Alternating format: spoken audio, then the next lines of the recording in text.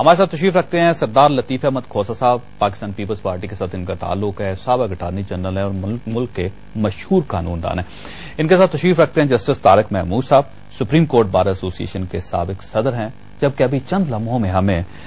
Barrister اکرم شیخ صاحب بھی join کریں گے، یہ بھی سپریم کورٹ بار ایسوسی ایشن کے سابق صدر ہیں۔ کھوسہ صاحب یہ بتائیے گا کہ 18ویں ترمیم منظور ہوگی پارلیمنٹ نے، پوری پارلیمنٹ نے، جس میں قومی اسمبلی بھی شامل ہے اور سینٹ ہے، اس نے 18ویں ترمیم کے حق میں فیصلہ دے دیا، صدر صاحب نے اس کے اوپر سگنیچر کر دیے، لیکن اب یہ 18ویں ترمیم سپریم کورٹ آف پاکستان میں چیلنج ہو چکی ہے اور پروسیڈنگ بھی جاری ہے۔ وہ یہ بتائیے کہ کیا سپریم کورٹ آف پاکستان کے پاس اتنا اختیار ہے کہ یہ پارلیمنٹ کی پاس کی ہوئی 18ویں ترمیم کو کالا دم قرار دے سکے؟ دیکھیے، پہلی بات تو یہ ہے کہ معاملہ سب جوڈس ہے، آپ اور چونکہ ہمارا تمام لوگوں کا تعلق لا سے ہے، متعلق ہے، گو کہ اس وقت میں وفاقی وزیر تو انفارمیشن ٹیلی کام اور ٹیکنالوجی کا ہوں، لیکن بنیاد ہماری یہی ہے اور واپس بھی ہم نے پھر اسی پیشہ میں جانا ہے۔ یہ مناسب نہیں ہے، تاہم میں صرف اپنا ایک as a student of law, ایک طالب علم کی حیثیت سے میں اپنا عرض کروں گا، یہ قطعاً یہ شائبہ نہ ہو کہ میں کسی قسم کی ایسی بات کر رہا ہوں جس میں یہ تاثر ہو کہ عدالت سننے سے مانے ہے، بھلے کسی نے کیا ہے وہ بہت اچھا ہوا ہے، اور میں سمجھتا ہوں یہ بھی انہوں نے بہت مناسب کیا ہے کہ اس کو لارجر بینچ سنے، کیونکہ یہ معاملہ اس نوعیت کا ہے کہ 5 ججز نے بھی یہ مناسب سمجھا کہ اس کو زیادہ وسیع تر جو ہے ججز اس معاملے کو سنیں۔ بنیادی طور پر میں پہلے بھی کہہ چکا ہوں کہ آرٹیکل 239 میں جس کے تحت آئین کی ترمیم کی جاتی ہے، اس میں جو ہے کوئی ایسی قدغن نہیں ہے پارلیمان پر کہ وہ جو ہے آئین کی ترمیم میں ان پر کوئی کنڈیشنلٹی اٹیچ ہو، ان پر کوئی شرائط ہوں، ان پر کوئی کسی قسم کی کوئی رکاوٹ ہو۔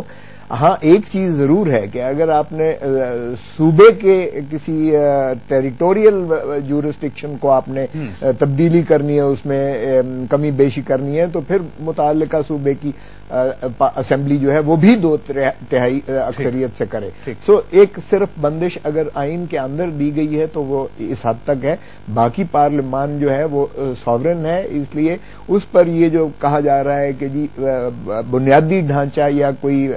فنڈامنٹلز جو ہیں وہ کوئی ایسی بندش اس پر آئین کے اندر نہیں ہے۔ اصل ایشو جوڈیشل کمیشن ہے، کیونکہ آپ کے جو وکلا دوست ہیں جس میں جیسے طارق صاحب بھی شامل ہیں، قاضی انور صاحب بھی شامل ہیں، اکرم شیخ صاحب جنہوں نے آج آنا تھا وہ تشریف نہیں لائے وہ بھی شامل ہیں، ان سب کا یہ کہنا ہے کہ جب جوڈیشل کمیشن بنے گا اور پارلیمانی کمیٹی بنے گی تو ججز کی اپائنٹمنٹ جو ہے وہ متنازع ہو جائے گی کہ آپ اپنی مرضی کے ججز لائیں، ان کو اپائنٹ کریں، اور جب دل نہ کرے، پسند نہ آئے تو آپ ان کو چینج بھی کر دیں۔ یہ تو ممکن ہی نہیں ہے۔ دیکھیے، میں سمجھتا ہوں یہ ایک بات تو یہ میں عرض کرتا چلوں کہ یہ ہم بہت پہلے سے پاکستان بار کونسل میں قاضی صاحب بھی رہے ہیں، اپنا طارق صاحب بھی ماشاءاللہ سیاست وکلاء کی سیاست سے منسلک رہے ہیں، سپریم کورٹ بار کے صدر رہے ہیں۔ ہم پہلے دن سے کہہ رہے ہیں کہ یہ جو اپوائنٹمنٹ کا اختیار یہ طریقہ ہے مروجہ جو آئین میں ہے، یہ بالکل غلط ہے۔ اس انداز سے کوئی ایسی اسکروٹنی نہیں ہے، کوئی ان بلٹ میکنزم نہیں ہے جس کے تحت کمپیٹنٹ لوگ ود انٹیگریٹی وہ لوگ آئیں جنہوں نے انصاف جو ہے فراہم کرنا ہے پاکستان کی عوام کو۔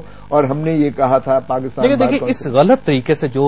ججز بنے اس وقت پوری قوم ان کے ساتھ ہے، چیف جسٹس کے ساتھ ہے، دوسرے ججز کو پسند کر رہے ہیں۔ نہیں، دیکھیں، میں اس میں اس لیے نہیں پڑھوں گا کہ اگر آپ پہلے کی بات کرتے ہیں اس میں ساروں نے، میں نے بھی خون دیا اپنا، یہ طارق صاحب بیٹھے ہیں، قاضی صاحب ہیں، ہم سب نے بہت زیادہ اس میں اگر یہ طریقہ غلط تھا تو کیوں خون؟ نہیں، وہ یہ نہیں تھا، وہ یہ طریقہ یہ نہیں تھا۔ ہم چاہتے تھے کہ یہ ہم قطعاً توقع ہم یہ کنسیڈ کرنے کو تیار نہیں تھے کہ ایک فوجی عامر بیٹھ کر جو ہے چیف جسٹس آف پاکستان کو اس طریقے سے جو ان کے ساتھ ڈیل کرے یا اس طریقے سے عدلیہ کو وہ جو ہے تتر بتر کر کے ان کو نکال کے زیر نگیں کرے۔ وہ دیکھیں بالکل اس میں جو بہت سارے عوامل شامل تھے، اگر آپ دیکھیں گو مشرف کا نعرہ زیادہ